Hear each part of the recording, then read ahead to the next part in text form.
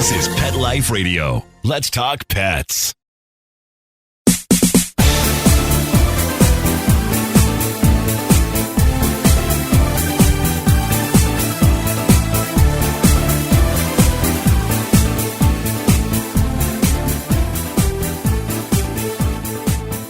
Who adores their fur baby? Whose pup sleeps with them? I think a lot of us can say yes to those questions, but it wasn't always like that for dogs or cats. In the last 20 years alone, dogs and cats have gone from street animals to our children. My guest today is Mark Cushing, author of Pet Nation, The Love Affair That Changed America. Mark is going to guide us through what happened, how it happened, where it happened, and why. And what you'll learn may surprise you. It did me. I'm Jody Miller-Young, and you're listening to Bark and Swagger on Pet Life Radio. We'll take a short break from our sponsor, so grab that favorite beverage, get comfortable, and we'll be right back.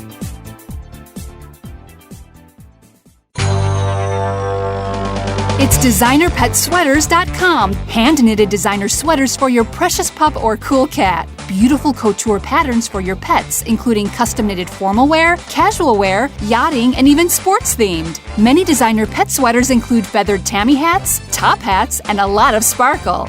Each sweater includes leg loops, front paw sleeves, and leash opening. Visit designerpetsweaters.com to order your four-legged fashions today. Your pets will stay warm for the winter and be runway ready. Large or small, we fit them all. designerpetsweaters.com.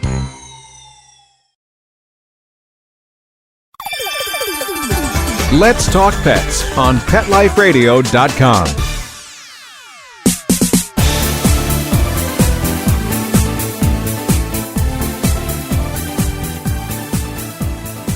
Welcome back. If you've just joined, you're listening to Bark and Swagger on Pet Life Radio. I'm Jody Miller-Young. We're talking today with Mark Cushing, founding partner and CEO of the Animal Policy Group and author of Pet Nation, The Love Affair That Changed America. Hey, Mark. Hey, Jody. Thanks for having me on the show. My pleasure. Thanks for coming on. Now, this is a really interesting book. You call this sort of seismic shift in the way we as a society view dogs and cats and have sort of integrated them into our lives. You call it Pet Nation, and it's very apropos. And you have an insider's view as head of the Animal Policy Group. So tell us how this transformation happened. It was interesting. Dogs and cats didn't change. Let's get that straight with all your listeners. Dogs chased balls, cats chased strings. People changed. And I'm a baby boomer, so I remember when pets were accessories. They lived outside. You enjoyed your pets. Some people had a close relationship, but not everyone. And then they came inside, and they came inside in the childhood of many baby boomers. And at the same time that TV became fascinated with real pets like Lassie, the greatest dog in the history of the world, and Ren Tin Tin and cartoon characters like Scooby-Doo and so forth. And we began to see pets as these fun, engaging, interesting, heroic, loyal things.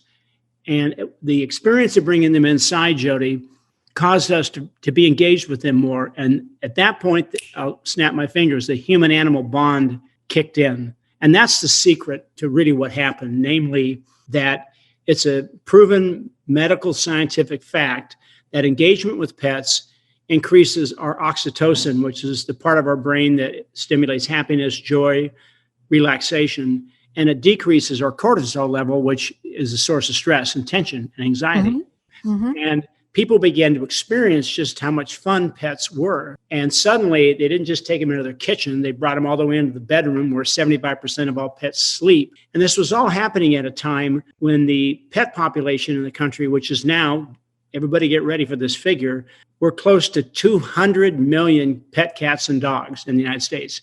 And that number's growth, and the change in 25 years, Jody, raced around and just lapped human population growth. So we were surging in the number of pets, and they came inside and we had this experience. And then to almost reverse it from inside to out or outside to in, dog owners, metaphorically I say, but dog owners basically walked out the front door and took their dogs everywhere, to work, to stores, to trains, to planes, to churches, to essentially no dogs allowed or no pets allowed signs, were effectively just taken down across America. and with only a handful of places left. So people engage pets everywhere and constantly in a way they never had. And I know you're from Long Island and have lived in the city, and my brother has lived near Gramercy Park in Manhattan for about 30 years, 40 years. And, Manhattan streets probably per capita have more dogs walking them at any given time than any place in America. Absolutely. And then, not to mention, yeah, you had Lassie, you had Rin Tin Tin, but then came Jif the Palm. Oh, Jif the Palm. I mean, could we all have his following? I mean, exactly. And to explain to people who don't follow the dog stars of Instagram, Jif the Palm is one of the early ones, has millions of followers, and there are a ton of others now.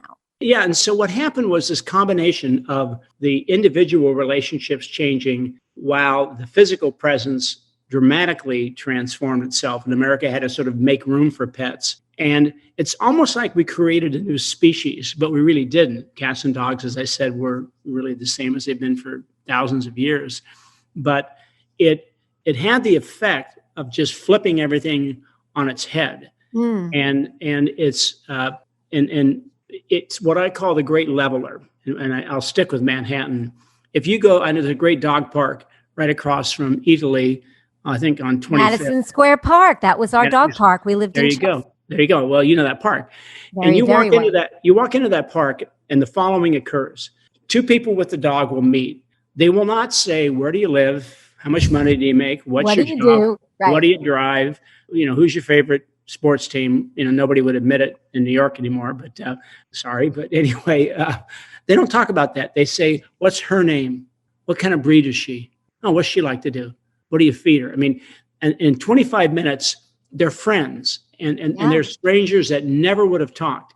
And so the icing on the cake became research that occurred, and I was exposed to it through the researchers in Western Australia, in Perth, which is kind of like San Diego on the Indian Ocean in Western Australia. Mm-hmm. And they wanted to study what makes communities work, what makes communities safer, what makes people feel more secure, trust each other. What's the factor? What's the glue? And the term academicians use is social capital. It's a good word, good phrase. And they went in blind to study the factors. You can think of things: sports, church, family, school, music, whatever. And guess what won? Pets.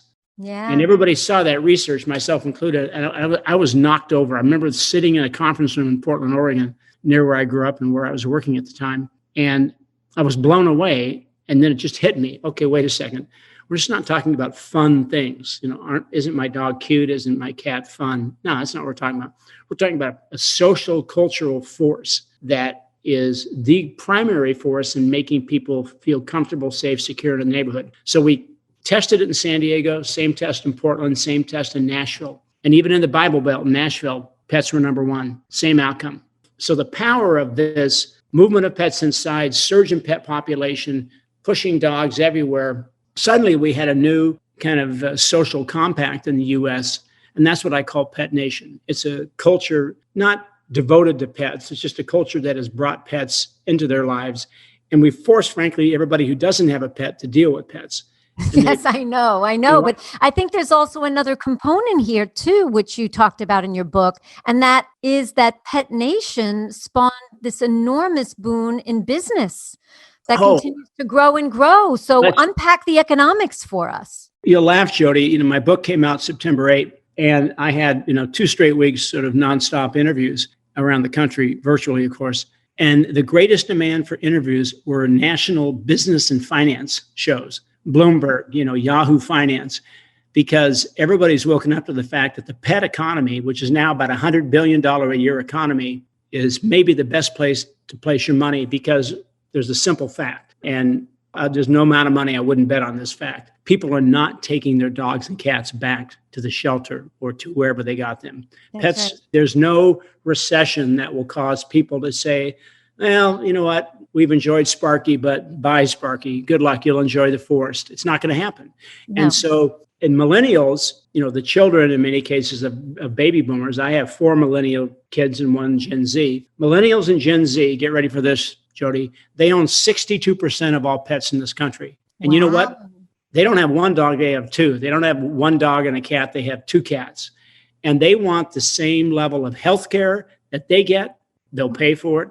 They want nutrition at the level they would eat it. Not that they want to eat their pet's food, but they want, high performing nutrition. They want toys. They want training. They want behavioral assistance. And it's not, I don't call it their new child because that's an insult to pets. They have it better than kids.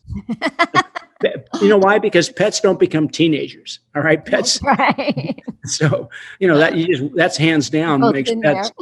Yeah. Exactly. And, probably many people still there. But the interesting factor was people discovered this, and then the next generation came out of colleges or when they entered the workforce, they got pets pretty quickly, and often not just one.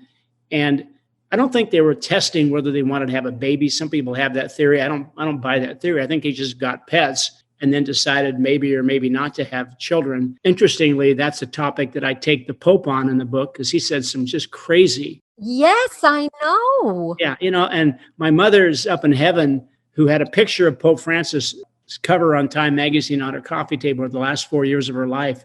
And she's up there right this second just saying, Mark, don't bring the Pope up. Don't bring him up because... Well, now that you have Mark, share with our audience what he said. Well, it's so funny. Let's remind, Catholics know this, but not everybody's Catholic. When you're named Pope, you get to choose your name. My name is Mark Cushing, but when you become Pope, I'm not Pope Mark. I'm not a candidate for that ever to happen anyway. But he chose Francis of Assisi. Well, most people, Catholics or otherwise, know that Francis of Assisi is the patron saint of animals. And it's kind of like he didn't do his homework because he gave an interview. He's from Argentina, where they treat parrots better than they do dogs, and I don't know if that's part of his thinking, but in any event, he was interviewed by an Argentinian journalist in 2015. And he basically went after pet ownership as one of the kind of the evils, the problems in the world's culture. And he was really thinking about Europe and America, and that people spend too much time and they spend too much money. But more than that, he said, the emotion you invest in your pet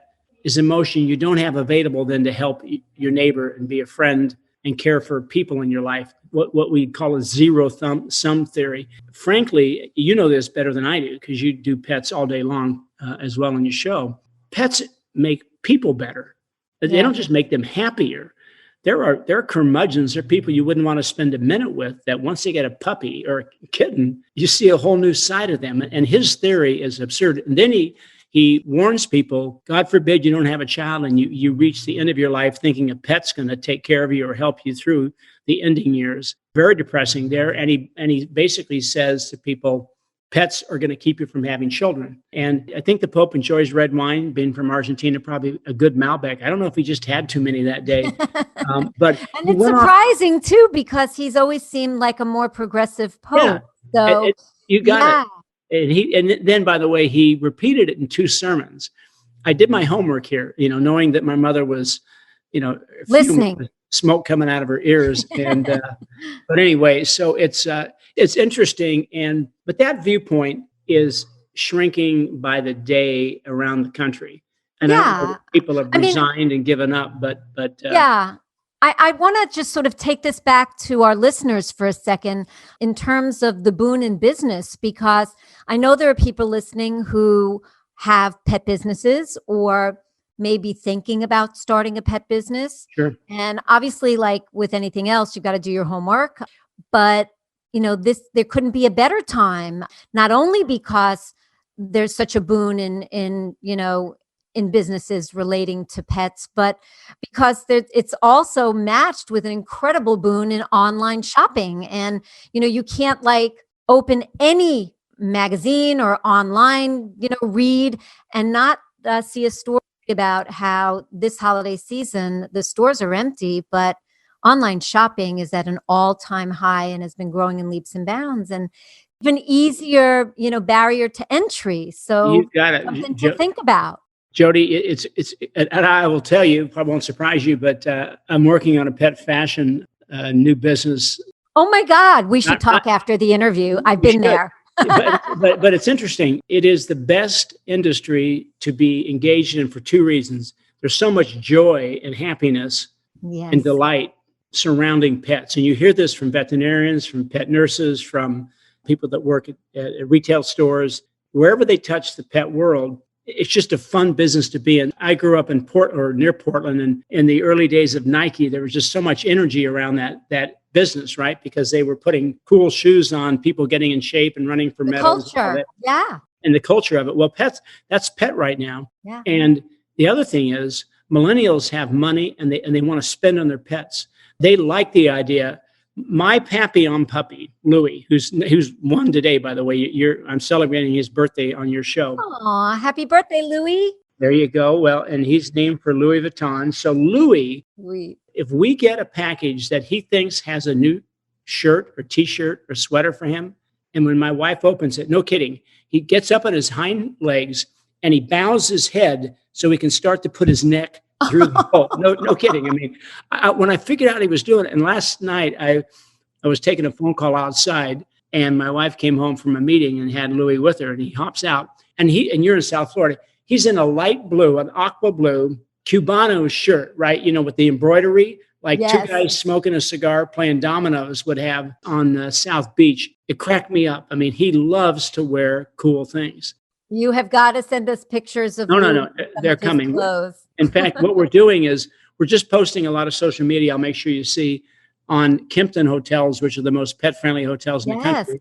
And we just did a staycation overnight there, and we took a photographer, and it's Louis checking in, and Louis, you know, schmoozing with the girls in the pool, and he's got about 4 outfits. So you'll like what you see. I'll make sure you see. Oh, I can't wait to see it. And I think we'll want to share with everybody. I think everybody wants to see Louis in his cool outfits. There you go. We're all big pet fashion lovers here. I know that. Yeah. You mentioned the human-animal bond, and we know that term has gained a lot of traction over the past couple of years. I remember when HABRI, for those unfamiliar, the Human Animal Bond Research Institute was formed. Tell us where this term came from and give us a behind-the-scenes view.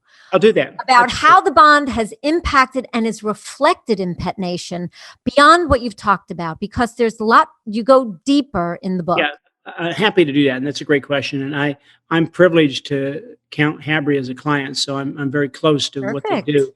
So back in the 60s and 70s, again, if you think about a childhood of boomers, there began to be a group of academicians, psychologists in particular, and veterinarians who studied and came to believe that there was something going on in the interaction between people and animals, either just everyday life or autistic kids, isolated seniors, sexually abused teenage girls, and the like, and that something positive was happening.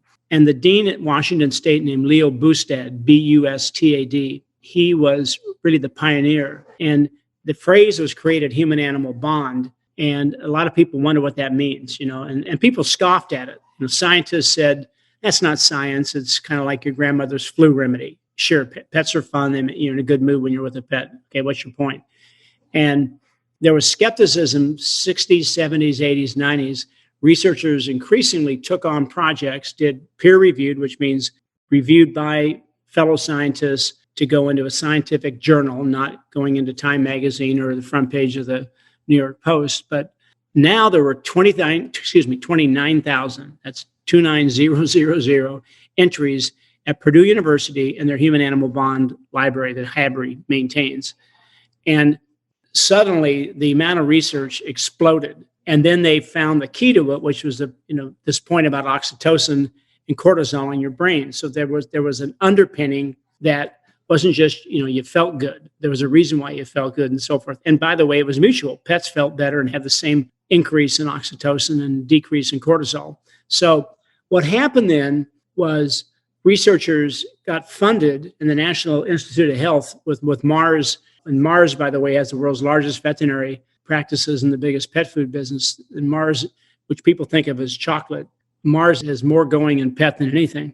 And they funded it at the NICH, a series of studies, and it's led to HABRI being formed to have companies give HABRI money to fund researchers. And everyone's an honest study. In other words, they're not told, here's the answer we want. They just go out and find out. But my favorite one right now, there's two. One is a study of an aquarium in nursing homes. So what's that have to do with the human-animal bond? Well, let me tell you something.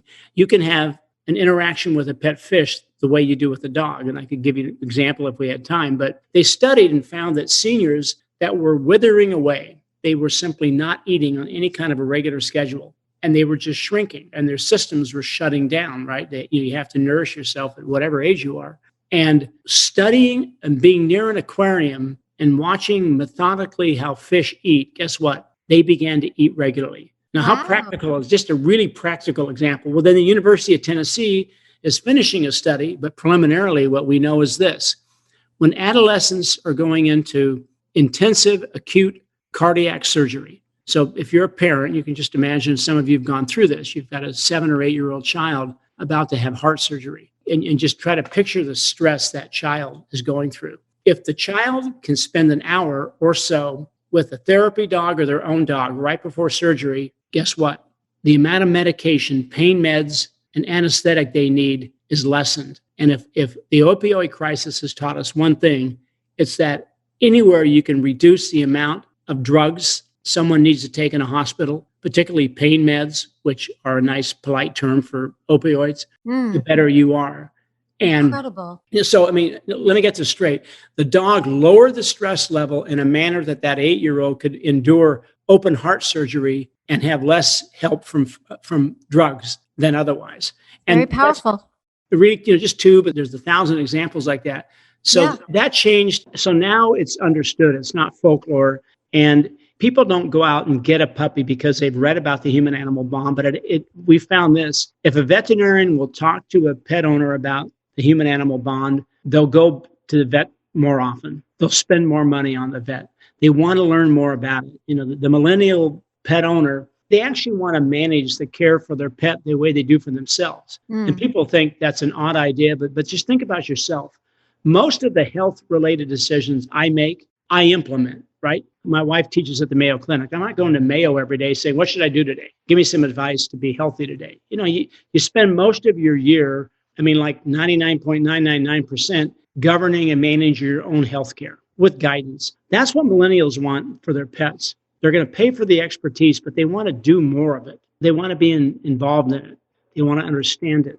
I don't think it's just millennials, though, Mark. I think that most pet parents who have that kind of bond with their pet want that kind of care for that pet. And sometimes financials get in the way, and maybe, the millennials studied have the resources that taking care of a pet in that way requires. But I think that people's hearts are all in the same place when it comes to wanting to take care of their pets that way.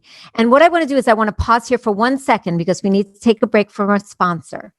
But when we come back, Mark, you're going to reveal something about homeless dogs that I thought I knew and believed, but it shocked me. It literally turned it on its head, and I bet it's going to shock you too. So refresh that beverage, get cozy, and tune back in to find out what I'm talking about.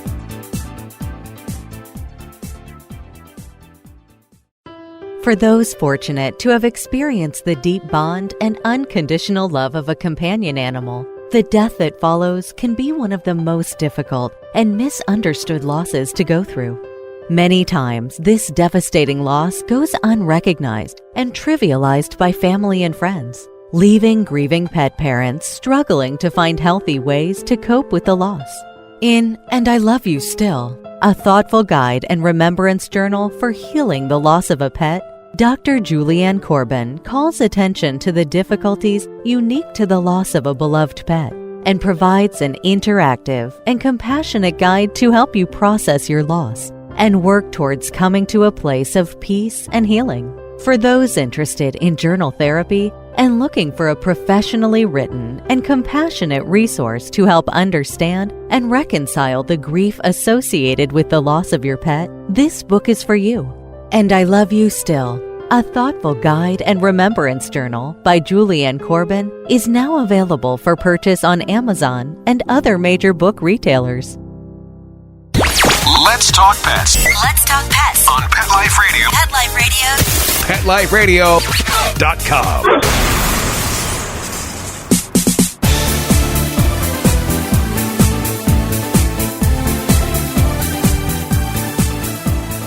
Welcome back. If you've just joined, we're talking with Mark Cushing, author of Pet Nation, The Love Affair That Changed America.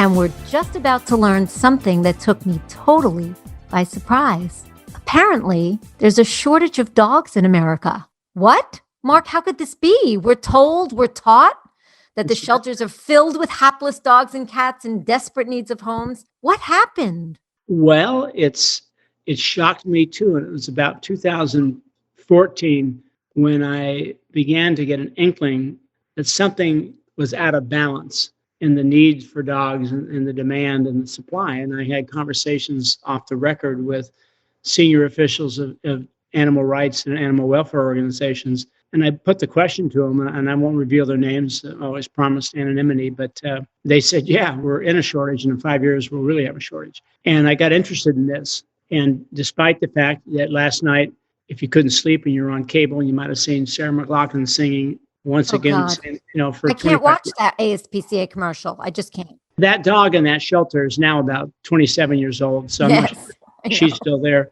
But the truth is, we have a shortage, but it wasn't, so what? A lawyer, commentator, activist, myself has that opinion. So I worked with a group and raised the money and funded a university study and then a national survey by a firm that does political surveys like presidential campaigns. So they know how to do top flight surveys. And we determined, and the twin issues were what's the total number of dogs we need each year, given the number that pass away and then the growth in the population. What's that number? It's about 8.3 million.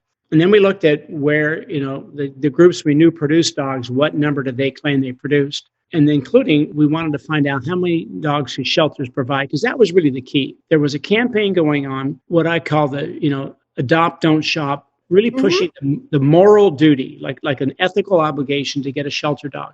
Yes. Which was a good thing to do, but I'm personally not of the view you have a moral duty to get a shelter dog versus a dog for your neighbor if they happen to have a litter that you're interested in. But in any event, so Mississippi State University, which the shelters communities work with, and it's a very progressive veterinary school.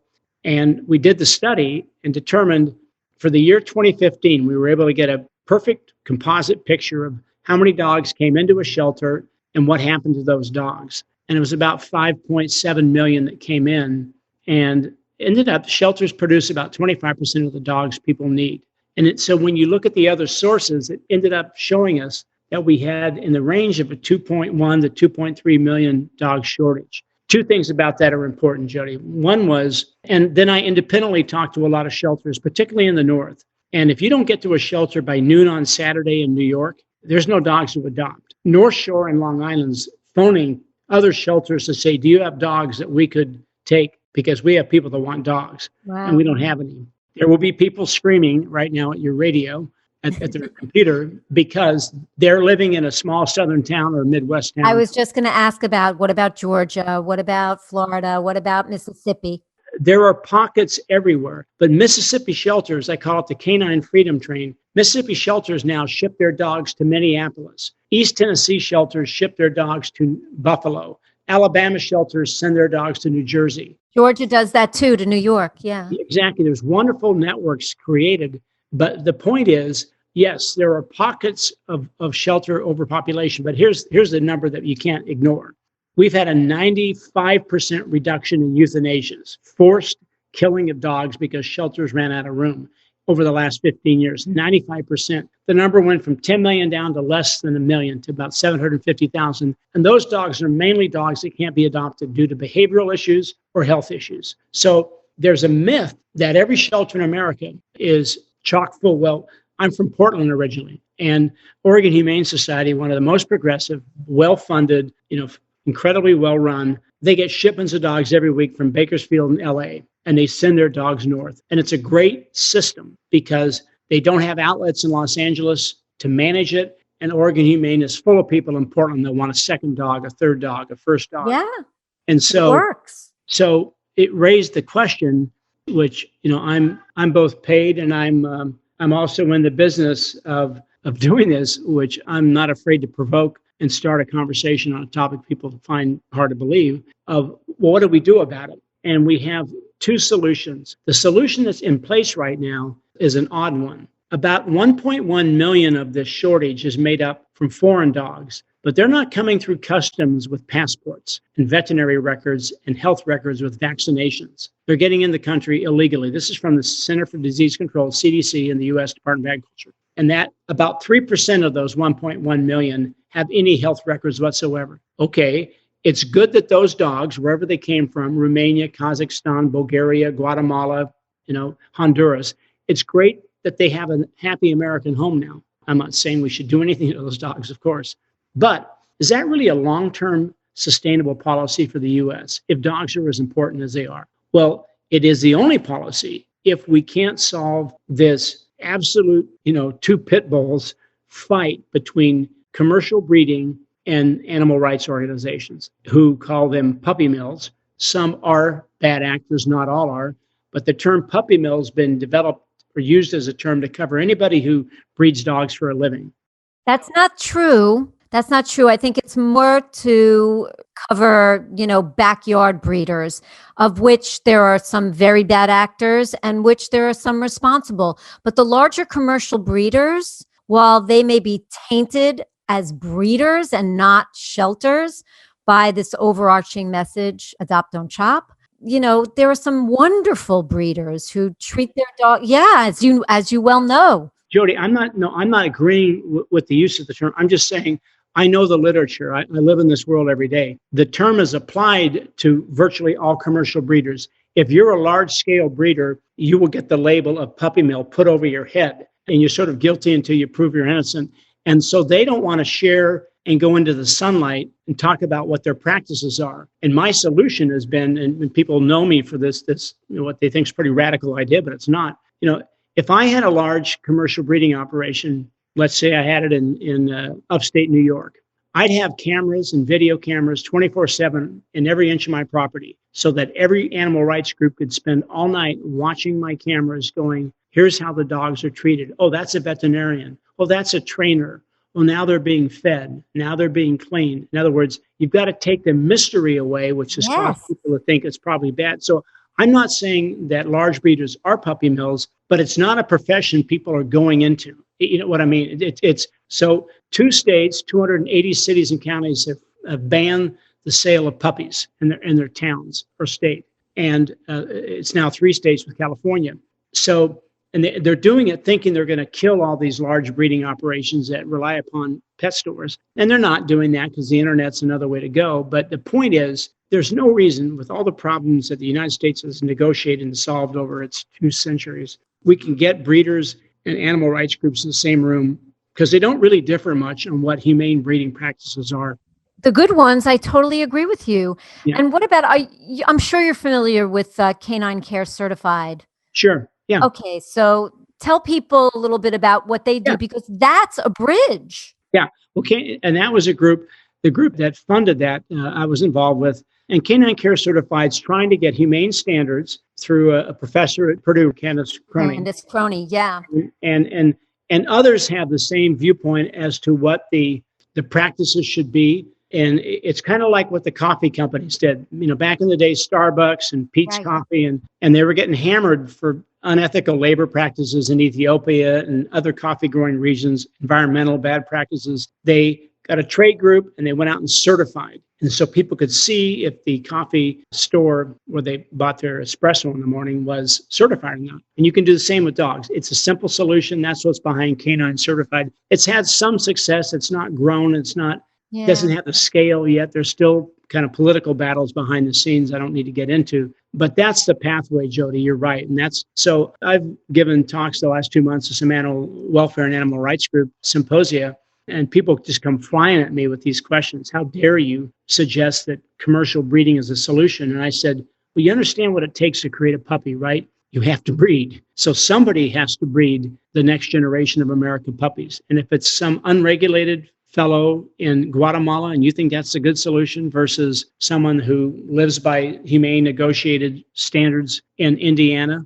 And is transparent. There you go. So I think it's going to get solved. I suspect I'll spend a fair amount of my next 5-10 years involved in it. But this whole topic, which we've enjoyed, good 15 minutes on, it does surprise people because there's this myth that every shelter is just chock full of dogs and they're being put down, every week because we can't find homes for them. Yeah, I think it's got more tentacles, which unfortunately we don't have time to go into, but Mark's book definitely goes into it. Kim Cavan's book, The Dog Merchants, goes into where dogs come from and the money trail of the dog business. Yep. And Mark, you talk about land grant universities, which is really interesting, which you can learn more about in Mark's book. But there's also educating people about certain types of dogs. And I was going to say breeds, but the dogs that are lumped under the pit bull umbrella are not all pit bull terriers. They just look a similar way with that square face. And, there's a real education process that needs to happen there, because in the shelters that do have, an abundance of dogs, most of them are pit mixes. Well, it's interesting, Jody. You've seen this, and a lot of your listeners are probably sitting next to a dog that fits this description. The most creative change in the dog scene in the last 20 years have been what people will call designer breeds. And usually there's a oodle at the name because it involves a poodle, and so it doesn't shed. But the Labradoodle and the various 10 or 15 versions of mixed breeds that are, kind of designed behaviorally, do very well. People love those dogs. And as a real simple test of the shortage of dogs right now, I know people that are on 4-year waiting lists to get certain breeds. And these aren't exotic breeds, that some scientist has to figure out how to make these dogs work. There's just not enough breeding activity. And I always ask people, if you've been to a career fair of a high school or a college, and the person in charge says, "So what do you want to be when you grow up?" Have you ever seen anybody raise their hand and say, "I want to be a dog breeder"? You would think in a culture of Pet Nation that I wrote the book about, you would think there'd be 10 kids going, "I want to breed dogs." Good God, we'll never have enough dogs. That's a great idea. If you did that, people would look at you like, you want to have a puppy mill? Now, everybody wouldn't think that, but somebody would say it. And that idea has become kind of the umbrella that a lot of people use. So there's a lot of work to be done there, Jody. You could spend a lot of your shows. Yes, one of those campaigns funded like the ASPCA's. Yeah, no, you got it. Good question. That would help. So let's bring it back around full circle. We all know Pet Nation is very real. Most of us listening, if not all of us, live it in our own lives. Where do we go from here? Great question. Love to give you really 3 ideas. My number one idea is the biggest and boldest. If I could only do one thing, this is what I would do. And I know I'm involved in trying to make this happen, but it's not going to be something that happens overnight. Namely, that the federal government subsidizes, incentivizes, or funds in some manner a series of wellness activities: stopping smoking, addressing obesity by good nutrition, promoting exercise, stopping drunk driving. Let's just take those 4 examples.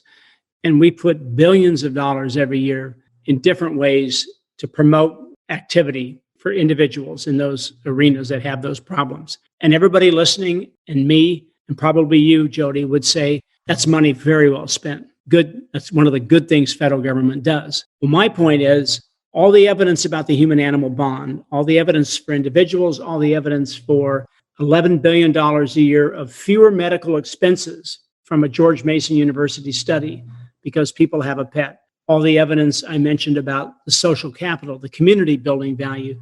Pets are the cheapest medicine we have in this country, and they should be elevated to the same level as those other 4 behaviors. So we should promote, we should incentivize through tax and or insurance credits, acquisition of a dog or cat, and the veterinary medical care of the same so they stay healthy. And love that idea. It would be transformative. And 10 years ago, when I told a congressman that, he took out his cell phone and showed me his cute little, I think it was a King Charles Cavalier. And he was just beaming about what a cute dog. And I made this point to him 10 years ago that that's where we were heading because of the human-animal bond. And he laughed like, yeah, right, sure. Yeah, the idea was silly. It's not silly today. And part of it is why I wrote my book and people's reaction to the book. I think we can build the case that there's just too much science behind pet engagement and pet ownership to not want to make sure everybody can enjoy it. So that's number 1. And I kind of put that under, let's have a national pet policy, and I'll help write it. The second thing is a big deal, particularly for low-income Americans. Right now, people that make less than $30,000 a year own dogs at the same rate as people that make over $100,000 a year. But we're dangerously getting to where dogs become a luxury item. Almost all public housing in America is required to be pet friendly, and a majority isn't. Nobody cares. Nobody enforces it. If the person says to you, no, you can't have that dog. No, I'm sorry. You want that dog here? You can't live here. So we need policies to remove barriers to people having pets, particularly in public housing to start with. And then I've worked with a group that's had a lot of success with private developers and across in Manhattan and in Jersey City and in Columbus, Ohio, and Austin, Texas, and Denver, and so forth. All the new apartment buildings, let me assure you, they're pet friendly. And they're not doing it because the good of their heart. Millennials have told them, I can't have my dog. I'm not looking at your apartment building. I don't care how cool it is, what the kitchen looks like. So removing barriers to pet ownership, particularly for seniors, particularly for low-income seniors, so important in low-income Americans. That's number 2. Number 3 is we've got 3 shortages we got to solve. One, we've already talked about, dogs. The second is veterinarians, and the third is vet techs or vet nurses. Access to veterinary care is a critical issue, and it's not enough to have a pet if you can't find and get in to see a veterinarian or a vet tech. We're not at the point prices make it impossible, but as the demand for vet services grows, which is growing, and as the shortage is more and more acute, which is the case, you'll have a problem. And that needs to be solved. So I think if we can address the breeding issue, assume that foreign dogs are the future of America, welcome them, but make sure they've got some kind of records so we have an idea whether we're getting a healthy dog or not.